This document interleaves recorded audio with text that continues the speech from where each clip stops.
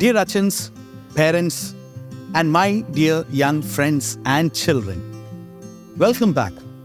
This Sunday, we meditate on the theme, People of God, Co-workers in the Kingdom of God, based on the Gospel portion. The Gospel according to St. Luke, chapter 10, verses 25 to 37.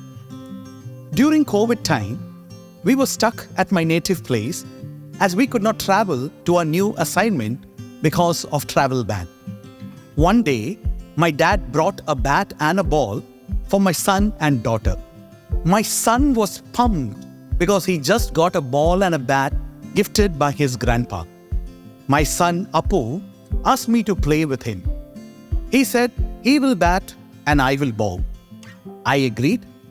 I threw the first ball. He swung the bat but missed the ball. I then threw the second ball and he missed again. The third ball was not better. He missed it worse than ever. And by this point, he was angry at me.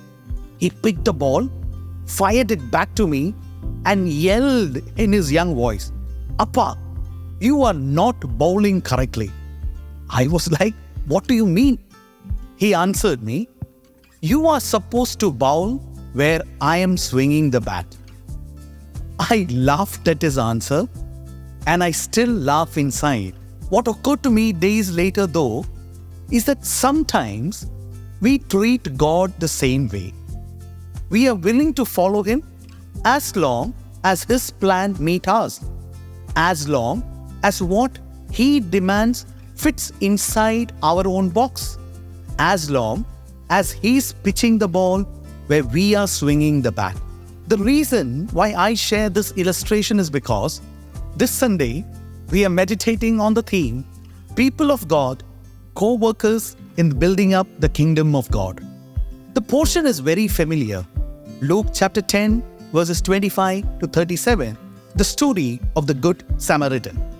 The story that Jesus shares is a perfect example that Jesus doesn't pitch where we want. To be a co-worker, we need to realize what it means to be a people of God, and also how can we be a co-worker in building up the kingdom of God. Just like my son Apu, Nehemiah, expected me to throw the ball where he was swinging, we sometimes treat God the same way. We want Him to play by our rules. Before we move into understanding the passage, I believe we need to briefly understand what it means to be people of God. The imagery people of God seems to be nothing more than ordinary, almost like a phrase we can easily miss. And to be really challenged by this, we need to begin by looking at the three words individually. People. In school, we are all taught the difference between singular and plurals. Add a S and it becomes plural. Preacher, preachers. Ball, balls. But some of the odd ones like ox, oxen, goose, geese. So if that's the case, what about person? The plural of person, as anyone knows, is people. But if that is the case, people of God must be a plural, right? But there you are wrong. If you go back and read the original Greek found in 1 Peter chapter 2, verses 9 through 12, the word Peter uses is laos, and that word is singular. So what we need to understand is that we are not individuals following Christ independently, but we are a collective, a unified stash, as you put it. We journey together, supporting and challenging each other. The second word, of. Did you know that the word of has over 12 ways it can be used? Few examples for you to understand. The word of can denote a place of origin. For example, the men of Scotland are chiseled. Place of origin, of Scotland. It can denote substance. The men of stone are chiseled. It can denote what something is filled up with. the cup of water is chiseled. In our case, the point that Peter is trying to make is this. He is using a possessive sort of idea. People of God, not made from God, but chosen and possessed by God. We are God's people because He wants to have us and not let us go or see us wander away. Now this signifies belonging. My dear friends, we need to understand we are not just fans of God, but His treasured possession. This belonging changes how we see ourselves and how we see our mission. The third word, God. The God of the universe, all-knowing, all-powerful.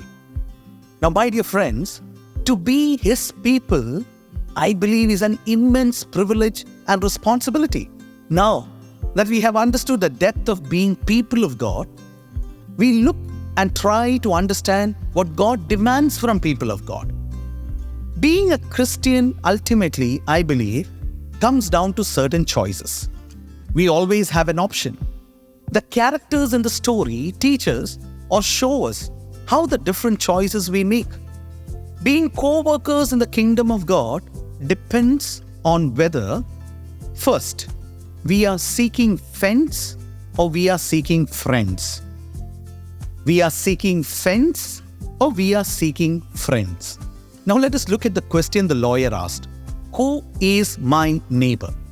Now if you closely look, you will understand that on the surface, the lawyer is asking who he must love. However, at a deeper level, he is asking Jesus to define the boundaries so that he will know who he is not required to love.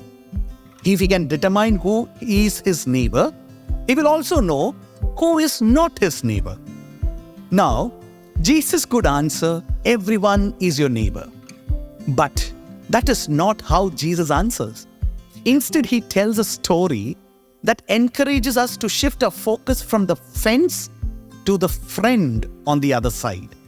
When our eyes are focused on the fence, my dear friends, we cannot see our neighbor and our friend clearly. But however, when we look at our friend or neighbor, we will hardly notice the fence. We would all like to have some hard, fast rule that guides us in how we respond to those in need. We want to care about those who are inside our fences and exclude those who are outside. But this parable tells us to look past the fences and just see the neighbor. Being co-workers in the kingdom of God depends on whether the first one we discussed, we are seeking friends or we are seeking friends. The second, we are having virtual relation or visceral relation. We are having virtual relation or visceral relation. The difference between the Samaritan and the two holy men who happened along that road between Jerusalem and Jericho wasn't a matter of eyesight. All three of them saw the man lying in the ditch. The difference is what they did when they saw him.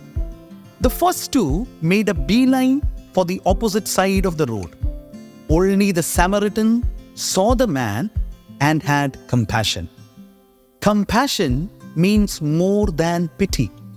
It's a gut-wrenching, heart-changing feeling. The Samaritan didn't see an enemy lying in the ditch. He saw a person in need. He saw a brother. He saw a neighbor. And his heart went out to this stranger. The question before us is, I believe, am I making excuses or am I ready to extend my hand? Am I making excuses or am I ready to extend my hand? No doubt, there were many excuses, or in other words, legitimate reasons that the priest and the Levite had. Danger. What if that man lying there was just pretending to need help? Purity. The question about purity. The condition of the man was difficult to discern from a distance. If he was dead, touching a dead body would make you ceremonially unclean. What about punctuality? Your family is expecting you back home after a week. Friends and neighbors have been helping to cover your responsibilities while you were gone. Your wife will worry if you are late. What about skills? Now, this injured man obviously needed help from someone trained in first aid. But the priest and the Levite, they can say that they have no such skills. The question we need to ask, I believe, is the Samaritan too could have used the above excuses or legitimate reasons. But since it was not a virtual but a visceral feeling he had, he did something that was different. He opened his eyes. The Samaritan did not turn his head. He stepped closer so that he could see the need. He opened his heart. There is a difference between sympathy and compassion. Sympathy is feeling bad for another person's plight, whereas compassion always involves action. He opened his hands. The story says he bandages the man's wounds. Now, I wonder, what did he use for bandages? You remember, the man's clothes were stolen too. I believe the Samaritan may have had to tear his own clothes to provide bandages. He also opened his schedule. The Samaritan put the man on the donkey he was riding and took him to the nearest inn. There he spent a long night with the man, attending to his needs and making sure that he was going to pull through. Not only that, he also opened his wallet. The next morning, in the story we see, the Samaritan makes arrangement with the innkeeper to look after the man so that he can continue to rest and heal. Not only this, he gave him 2 denarii. A denarii is roughly equivalent to a day's wages for a laborer. The Samaritan was a frequent traveler and told the innkeeper he would drop by in a couple of days to pay any additional expenses the man may have incurred. Dear friends, we too can find excuses: danger, impurity, busyness, lack of skills, or even blaming the victim. But Jesus calls us to be like the Samaritan. Be a co-worker in building the kingdom of God by seeing need and responding with open eyes, heart, hands, schedule, and wallet. Being co-workers in the kingdom of God is what we are meditating on. And we meditated that it depends on 2 things: whether we are seeking friends or seeking friends. Second, we are having virtual relation or we are having visceral relation. Third, we are self-justified or Jesus justified. We are self-justified or Jesus justified. Look at verse 29. But the lawyer hardened his heart, so he sets another trap. And who is my neighbor? Luke tells us that the lawyer asked the question seeking to justify himself. Now the word justify means I am okay, I am righteous, I am a good neighbor. He wants to show off how a good guy he is and how his life is approved by God. Perhaps I believe he was a good Israelite who obeyed his parents.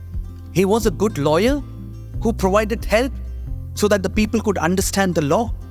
He was also a good neighbor. The problem is, all his good deeds and love was to build his image. He was like cut flowers in a vase. He had no spiritual life. Instead of being used by God to do his work, he used God to get ahead. Dear friends, young and old, in life, we can either live as a self-justifier or Jesus justified. A self-justifier tries their best to be moral and to look good and righteous before others. The major difference in all religions and Christian is this point. All major religions say you can justify yourself by following certain laws and practices. However, The Christian religion says you can never be justified, no matter how much you try. Isaiah chapter 64 verse 6, it says, all of us have become like one who is unclean, and all our righteous acts are like filthy rags. It doesn't say some, but it says all our acts. My dear friends, the other way to live rather than being self-justifying is to be Jesus justified. Dear friends, as we step out this week, let's look for opportunities to show visceral, boundary-breaking love, just like the Samaritan. Let's be co-laborers in God's kingdom and not just spectators. Let's pick up the tools He provides and work together to bring healing, hope, and justice to our broken world. May God help us to do this, and may God help us to be co-workers in building up His great kingdom on this earth. May you have a wonderful week ahead. God be with you.